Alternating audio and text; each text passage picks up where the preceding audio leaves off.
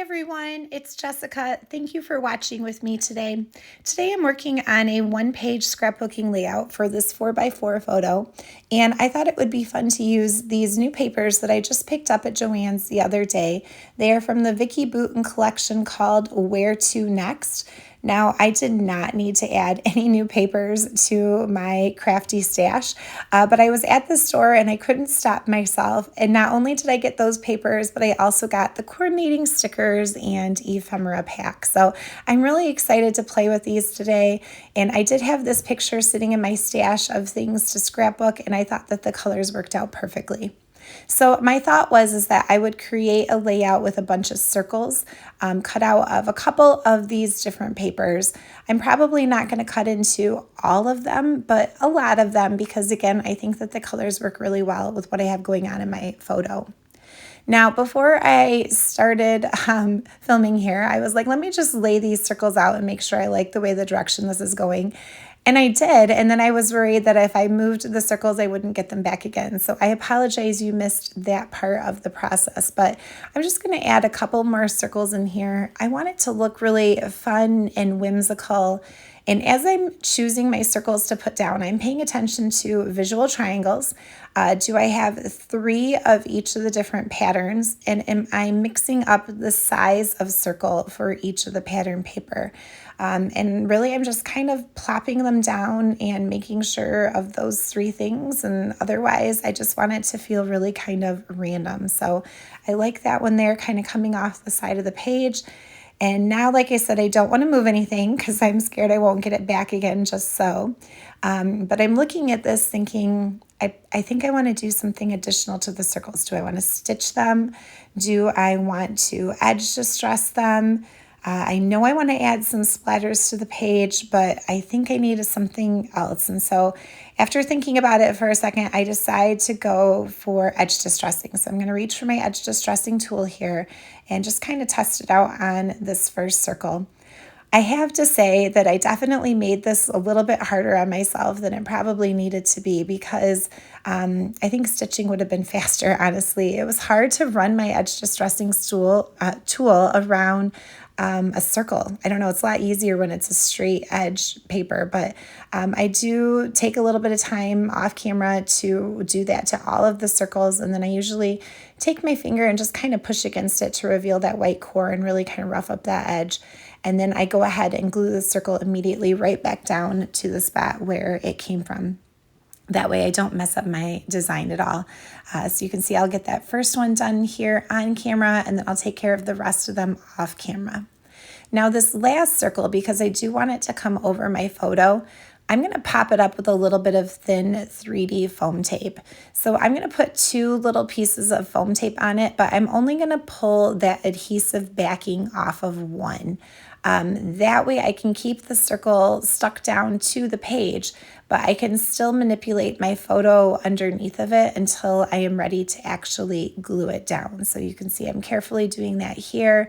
The picture is the only thing that is not glued down yet because I'm thinking I'm probably going to back it. So get that kind of situated, and I can pull that other piece of adhesive backing off later. I'm noticing a couple of my circles I didn't quite glue very well with my tape runner, so I'm just going to take a little bit of liquid glue and sneak it underneath the edges there and make sure that those are all glued down nicely. But this first part here, with the exception of the edge distressing, really happened pretty quickly, and this design just came together so fast. I was very pleased with it, and I liked being able to work all of those different pattern papers onto my page. Okay, the photo definitely needs a mat, something to help it pop. So I went back to my stack of paper here, and I just kind of used some of the scraps to get a feel. I didn't know if I wanted to have something with a little bit more color behind it or more of a solid pattern. I do like that yellow, which is the back side of the pink sun piece. And so I decided I'm going to go ahead and do that. It's just got a really subtle pattern to it. Mostly it just looks yellow. And I'm going to cut a really thin border to go behind my photo.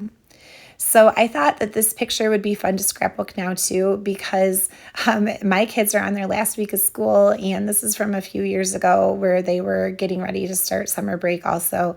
And so just kind of the timing seemed perfect. Like I mentioned before, I do want to add splatters to this page. So I'm just going through my stash here to see what color I want to add. And I also think about maybe using one of my shimmer brushes from Close to My Heart to make it like a sparkly kind of splatter. But in the end, I decide to go with that Dina Wakely spray in the Ocean Gloss spray. And so I like the turquoise. It just kind of feels like water droplets.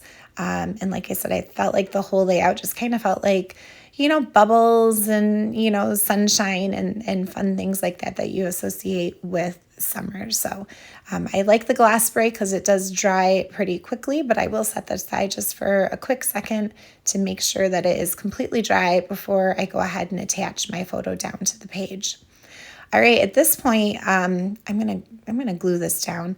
But I looked at my stamps and I found this one from Close to My Heart called Endless Sunshine. And I thought maybe I could use some of the sentiments on there. And then also I figured this is the perfect time to go through those stickers and that ephemera pack that I got to go along with this Vicki Boutin collection. These are mostly travel themed, but there are a lot of like sunglasses and flowers and things of that nature on here that I thought would work for just a random summer day of playing in the front yard. So I'm going to use my anti-static pouch to pull the adhesive off the back just so I can move things around. Although this one sentiment sticker, I decide pretty quickly I know exactly where I want that to go. It says sunshine and good vibes. And then I pull off a camera and the sun here. And then that's pretty much it for the stickers. Like I said, I'm going to pull the adhesive off the back. Going through the ephemera pack, I really thought I was going to use a bunch of the florals and tuck them around my photo. When I started with this page and I didn't have a design in mind other than, this vague idea of circles in my head, I really felt like that's the direction this was going to go. But everything I pulled out and tried sticking behind the photo and the flowers and stuff, it just didn't seem to look right. You'll have to let me know what you think. But that was kind of a bit of a loop for me because that's where I thought I was going with this page. And then as I started trying to make it work, it just didn't look right. And so I wasn't really sure what to do with the embellishments. I don't know. What do you think? These flowers just seem a little unnecessary and they kind of blend in.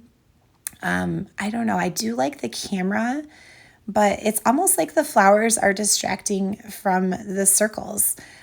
Too similar, they're too similar in shape, and then it kind of throws off the design. So I did grab a couple of the bigger butterflies and try those out. But again, I didn't like how they went over the circles because then they were covering up the pretty pattern paper. I don't know. I did struggle with this part a little bit. Thought about the ice cream cone. It is summertime. There's another camera. There are a lot of really cute things in here. But they just were not working for this layout with the exception of that one camera sticker. So I thought about this too. I thought that could be a fun title, but I do think I want to stamp my title using that stamp set. So once I'm done kind of going through these, I'm going to decide on none of them. So you'll have to let me know, like I said, what you think. Would you have put some flowers in there or not? Or do you agree that they just looked a little wrong for this page? Okay, so for the title, I'm going to mix and match a couple of the sentiments from the stamp set and do create your own sunshine. I thought that was appropriate for this picture because the kids like to do that. They just sort of make up their own games and play with the hose and the water and have a lot of fun in the summer. So I thought that was good. And then I also, since I had stamped that in black and the camera was black, I did my journaling lines down in the bottom right-hand corner just to complete that visual triangle and bring that black color in one more time. I did notice that my sticker was not very sticky, so I added a little bit of liquid glue to the back side. So that was kind of different for me. I'm used to the stickers kind of staying put, but I don't know, maybe on some of these they just need a little extra help. I still felt like I needed something for embellishments above and beyond those circles. So I decided to go with the smaller butterflies that were on the sticker sheet. There were 3 of them in varying sizes, and they were all the same color. So I liked that they were, similar. But I'm trying to kind of place them so that I can form a bit of a visual triangle. And I kind of like these 2 up here where they look like they're flying together. And then I'm going to tuck that other one down there in the bottom with the camera. I try putting it over some of the circles, but I don't really like that. I do like the 2 up there in that white space kind of filling in that blank top corner. So I'm going to end up doing that. One of my favorite things to do whenever I use butterflies on a card or a layout is to put a little bit of foam tape behind the wings and then glue the center body of the butterfly directly down to the page. That way the butterfly actually looks like it is lifting off of the page, and that foam tape kind of helps to keep that dimension there forever. The butterfly that is down by the camera, I just glued him down flat since he was kind of tucked behind. But these 2 up here, I'm going to do that foam tape trick too, and they end up looking really cute. So thank you for watching with me today. I apologize about my voice. Hopefully you guys are able to hear me and understand my voiceover. I have been really sick actually for the past week. And I don't know, it was kind of a bummer at the beginning of summer break to be so sick for a whole week, but I feel like I'm getting my mojo back, and it was fun to kind of come in and play with these new papers that I just got from the store the other day. Even though, like I said, I definitely did not need to add anything else to my stash, but they were just so fun and bright, and I couldn't help myself. So again, thanks for being here and watching with me. If you are not already a subscriber, I would love for you to hit that subscribe button, and I do love reading everyone's kind comments in the comments down below. All right, guys, have a good day. Happy crafting. Bye.